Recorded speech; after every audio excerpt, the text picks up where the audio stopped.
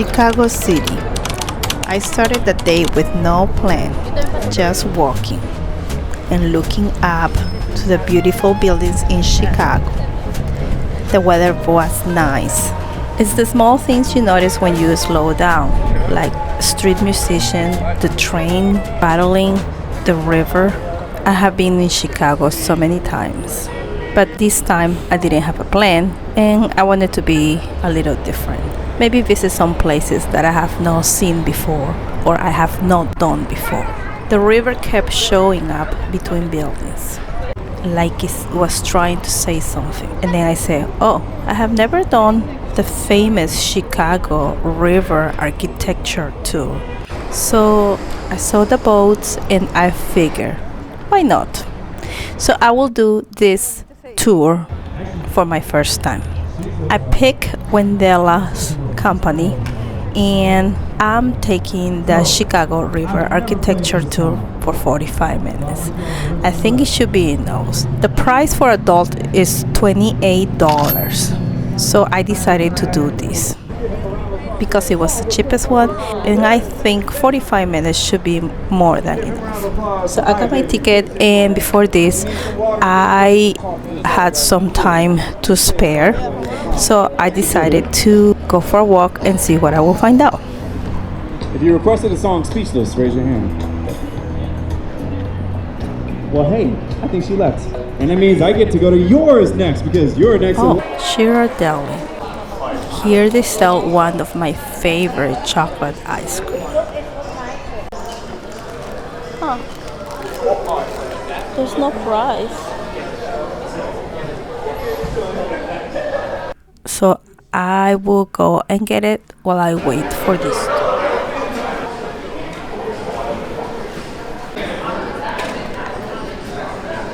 Thank you.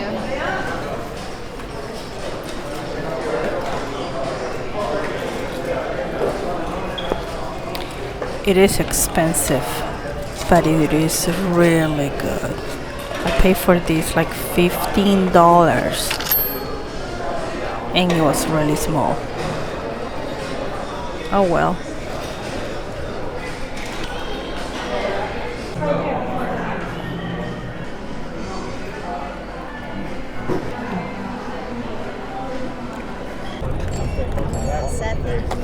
The price for adult is $28. On this one, you get to experience the city's legendary architecture. This family-friendly introduction to the Windy City's rich history and architectural heritage features highlights from Wendella's full-length architecture tour.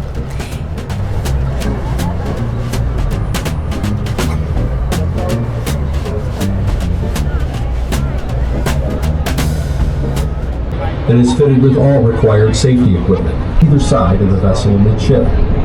Please do not stand on the seats or sit on the seat backs or railings. Feel free to move about. This is the Wrigley Building.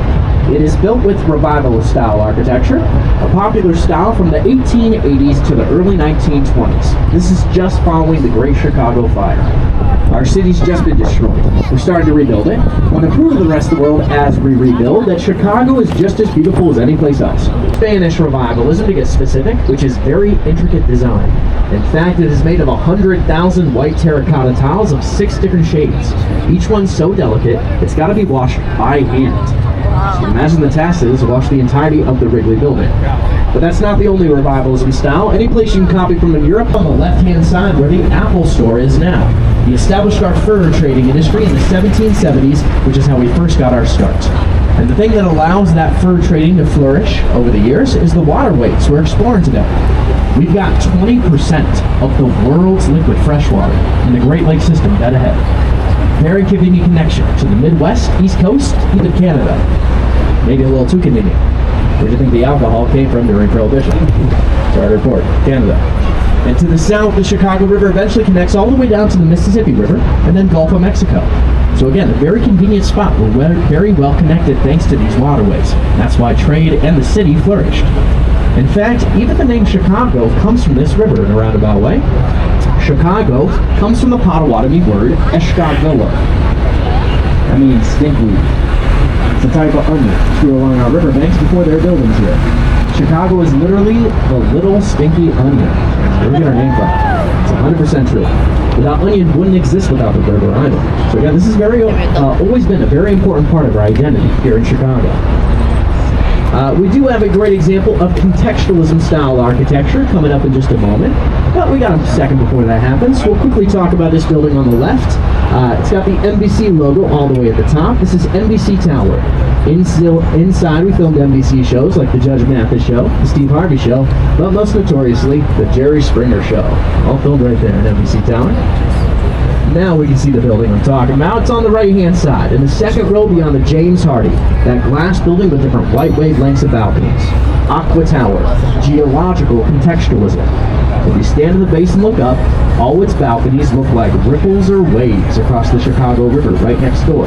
So again, it's paying tribute to its context. If you move it further off the river, it doesn't look the same. Studio gang. In 2019, she won the world's most influential architect award. It's from the suburbs. Lovely Planko doesn't hold that record anymore. Well, it's for a great reason. And that's because Jeannie Gang destroyed her own record a block away with the St. Regis. This wavy glass building going up in 30 parts. That's our third tallest building in the city and tallest structure in the world by a woman architect to this day. To factor in our lake effect wind. This is called the issue of sway. We get so much of it here in the windy city that our taller buildings literally sway in that wind. We gotta build in methods of sway reduction to cut that back. This building, since it's so tall right off the lake, there aren't any floors. We took them out. Those are the blow-through floors. It's a spot specifically placed where the wind can blow through the building where it is typically the most extreme. By allowing it to blow through, that breaks up the wind effect on the whole building.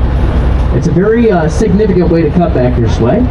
You just don't see it often because it's expensive. To give you an idea, a couple of years ago, when the St. Regis opened, 71st and 72nd floors sold for over $20 million. So imagine the loss of real estate when you set aside those two floors. Just construction here. This was originally going to be the site of the Chicago Spire. In the early 2000s, we had some designs drawn up for the tallest building in America. 2,000 feet tall, a glass double helix, looked like a giant strand of DNA coming out of our lakefront. The inspiration was Native Americans that would send smoke signals along the banks here back in the day. Unfortunately, the construction on that very cool project began right before the housing market crashed. So that was a big hole in the ground where we argued about who's going to pay for it for about a decade. But thankfully, Skidmore, Owings & Merrill, popular architectural firm here that built a lot of our taller and more iconic buildings, they just acquired this land. They're building 2 lakefront condos. This one will be 800 feet tall. That's going to change the skyline again in the next few years, should you visit. And beyond the highway, you can see a black flask or a fidget spinner, depending on who you talk to. It's Lake Point Tower, only skyscraper east of Lakeshore Drive, and condos for the rich and famous who live here. We've had residents like Tom Cruise, Halle Berry, Kurt Russell and Goldie Hawn, Alice Cooper, Sammy Sosa, Scottie Pippen, Vince Vaughn, and not Oprah. We hear that one a lot. They have 4 different tours. Chicago River Architecture Tour for 90 minutes, Chicago River Architecture Tour for 45 minutes, the Lake River Architecture Tour 90 minutes, and the Chicago Sunset Cruise for 90 minutes.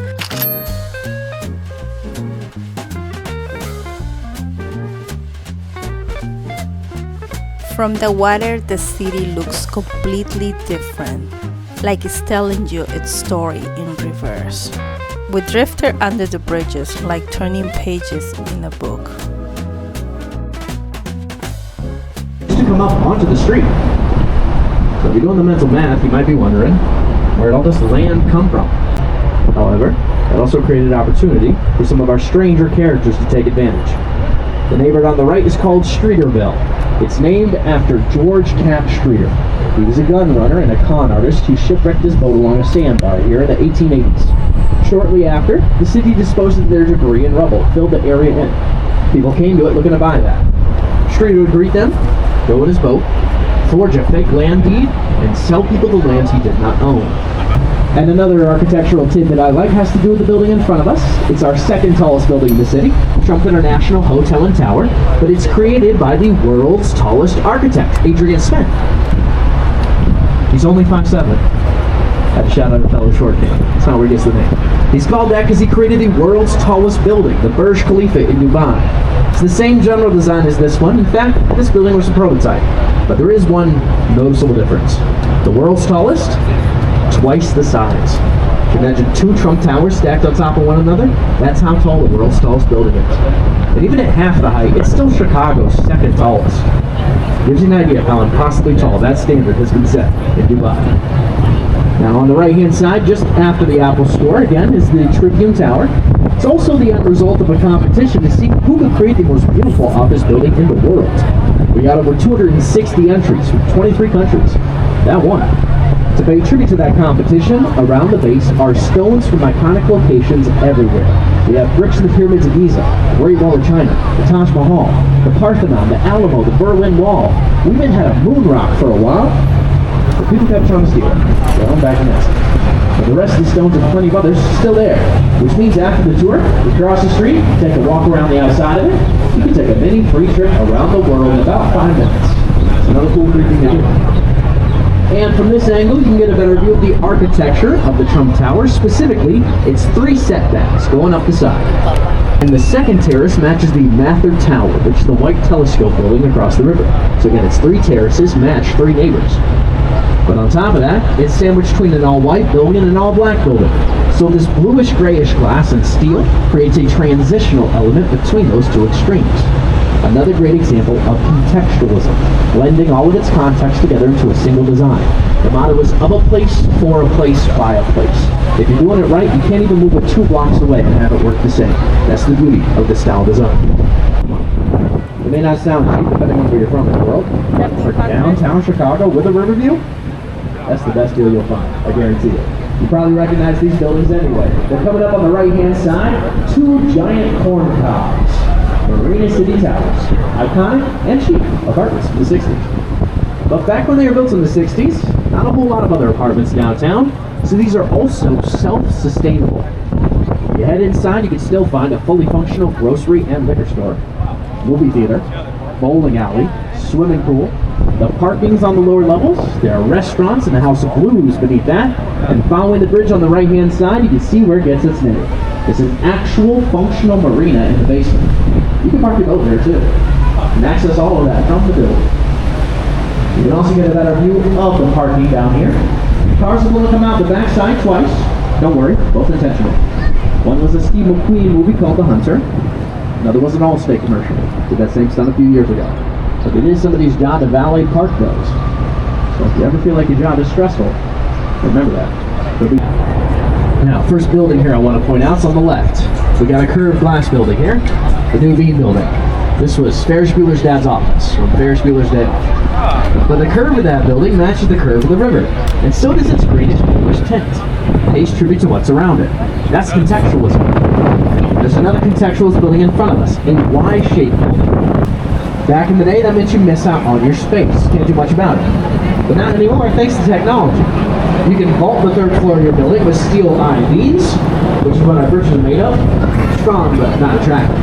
Cover it up with stainless steel. You can still build all the way to the top of your lot with no issues. Look pretty good doing it too. A great timestamp for where we're at now architecturally and how technology is pushing architecture into the future. Well, this next section opened 2 weeks after the stock market crashed in 1929. Only made it for 3 years before it went bankrupt. So, the Great Depression comes along and cuts short the Art Deco party. Shortly after that comes World War II. So there's a big break in building from the 30s to the 50s while much more important stuff happens.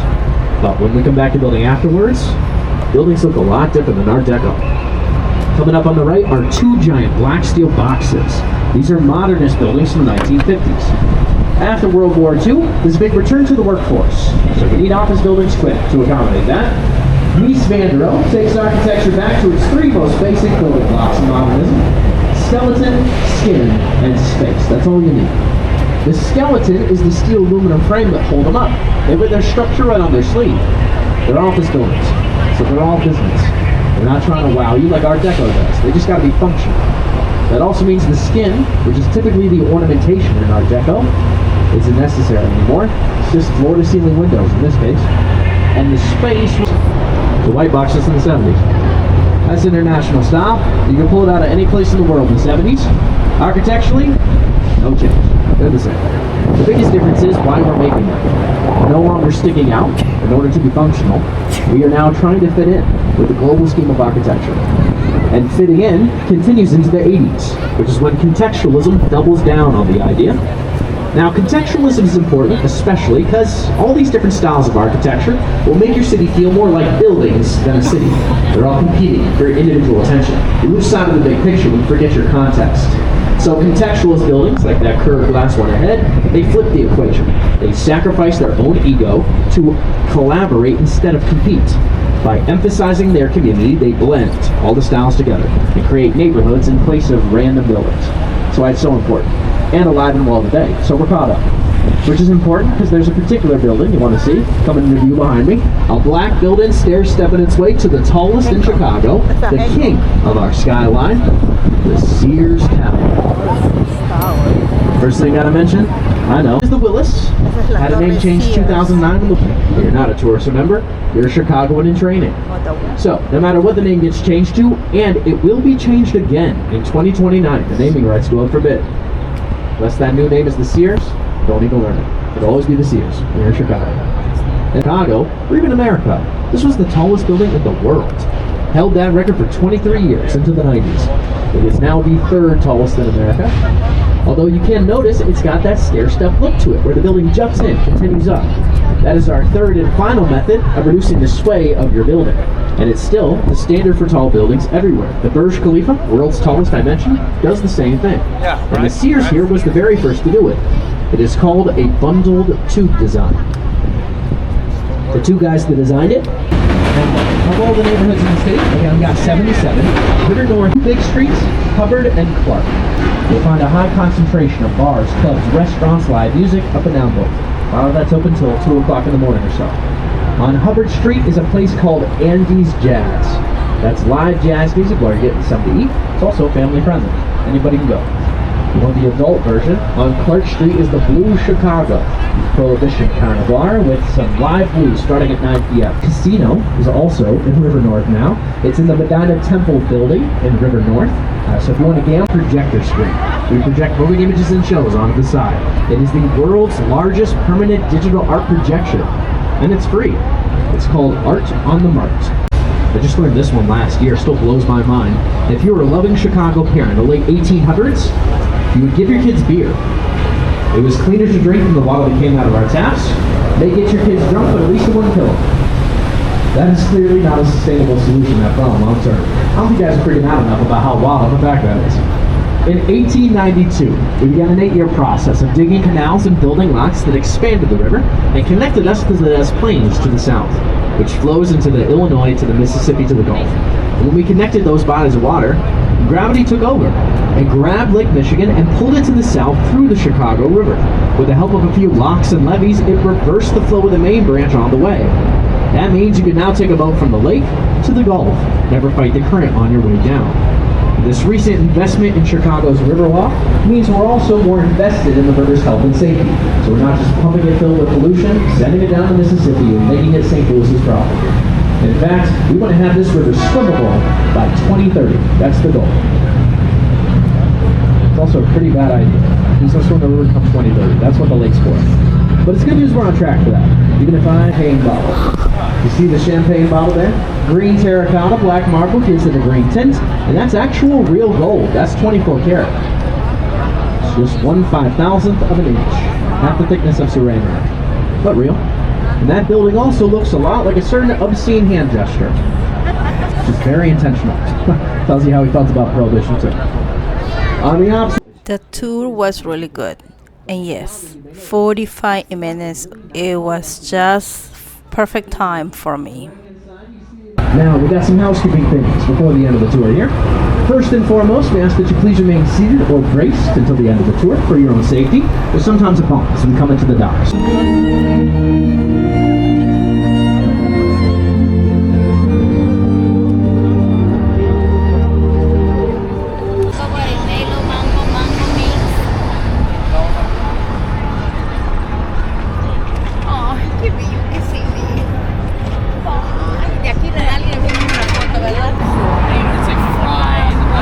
Well, what else to do next? Oh, I heard and seen videos about seeing Chicago City from a rooftop.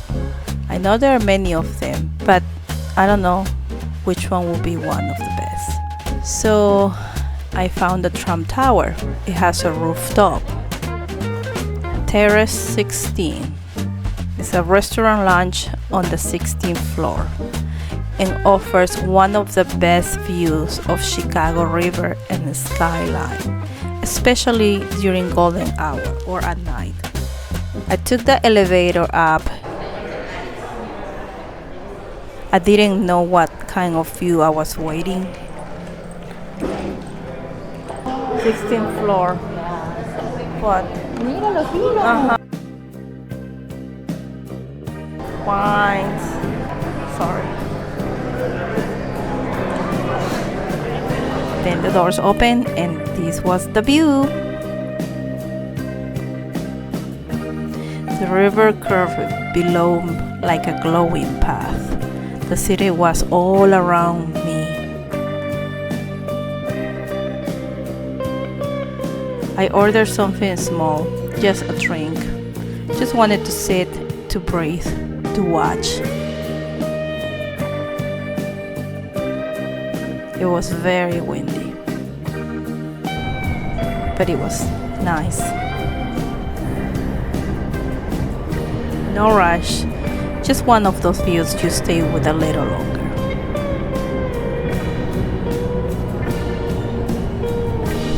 This place is completely free.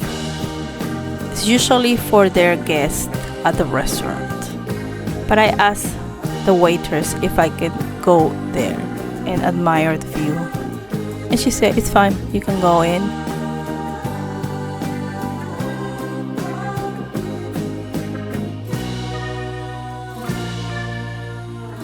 They have a bar outside at the rooftop, so you could get drinks.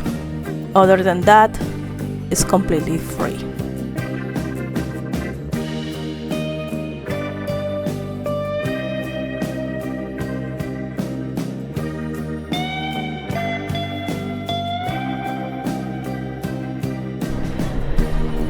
Of course, the drink can be a little expensive. I paid for a Red Bull for like $10.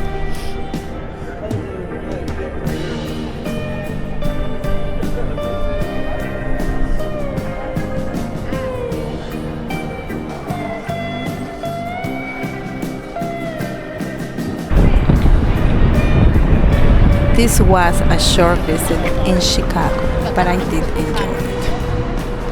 I'll see you in the next video. Thank you for watching.